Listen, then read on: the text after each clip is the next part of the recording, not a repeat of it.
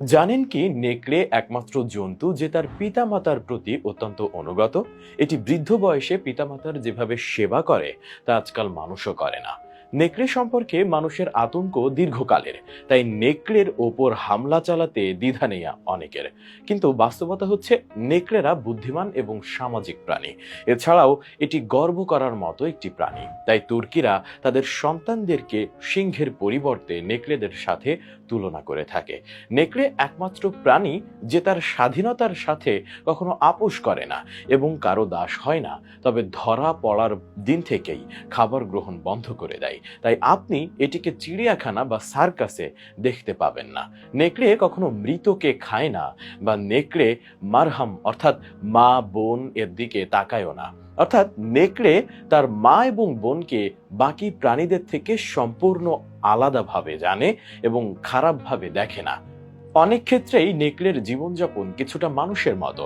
যেমন আমাদের বড় ভাই বা বোন ছোট ভাই বোনদের দেখাশোনা করে, তেমনি বড় নেকড়ে তাদের ছোট ভাই বোনদের জন্য খাবার জোগাড় করে। নেকড়েরা তাদের সঙ্গীর প্রতি বিশ্বস্ত থাকে বলে কথিত আছে।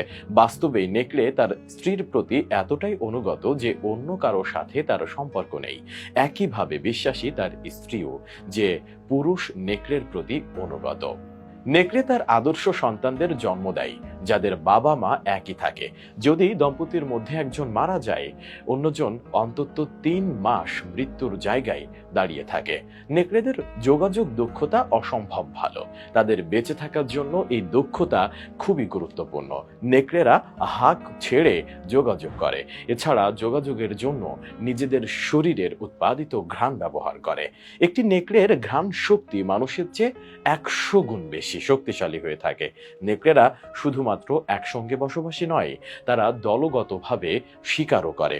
এদের দলকে ইংরেজিতে বলে প্যাক। একটি পুরুষ নেকড়ে ও একটি স্ত্রী নেকড়ে নেতৃত্ব দিয়ে থাকে একটি পাল। এদেরকে আলফা বলা হয়। সাধারণত এই আলফা স্ত্রী পুরুষ এবং তাদের সন্তানদের নিয়েই নেকড়ের এক একটি পাল গঠিত হয়। তাই এক পাল নেকড়ের পারস্পরিক বন্ধন হয় অত্যন্ত মজবুত। নেকড়েরা নিজের এলাকা রক্ষায় কোনো প্রকার ছাড় দিতে প্রস্তুত নয়। এরা প্রয়োজনে জীবন দিয়ে দেবে, তবুও নিজের এলাকায় শত্রুর অবস্থান মেনে নেবে না। গড়পড়তাভাবে একটি পালে কয়েকটি থেকে শুরু করে 30 থেকে 40টি পর্যন্ত নেকড়ে থাকতে পারে। একতাই বল, কিংবা 10 মিলে করি কাজ, হারি জিতি নাহিলাজ। নেকড়ের সাথে বেশি যায়। সিংহের মতো শক্তিশালী না হলেও এরা ভয়ানক রকমের ক্ষিপ্র। নেকড়েকে আরবিতে ইবনে আল বার বলা হয়, যার অর্থ ভালো ছেলে। কারণ তার বাবা মা বৃদ্ধ হয়ে গেলে সে তাদের জন্য শিকার করে এবং তাদের সম্পূর্ণ যত্ন নেয়। সেজন্য তুর্কি এবং মঙ্গোলরা তাদের সন্তানদের সিংহের পরিবর্তে নেকড়েদের সাথেই তুলনা করে থাকে। তারা বিশ্বাস করে যে সিংহের মতো রক্তপিপাসু সন্তান হওয়ার চেয়ে নেকড়ের মতো কর্তব্যপরায়ণ শাবক হওয়া অনেক ভালো।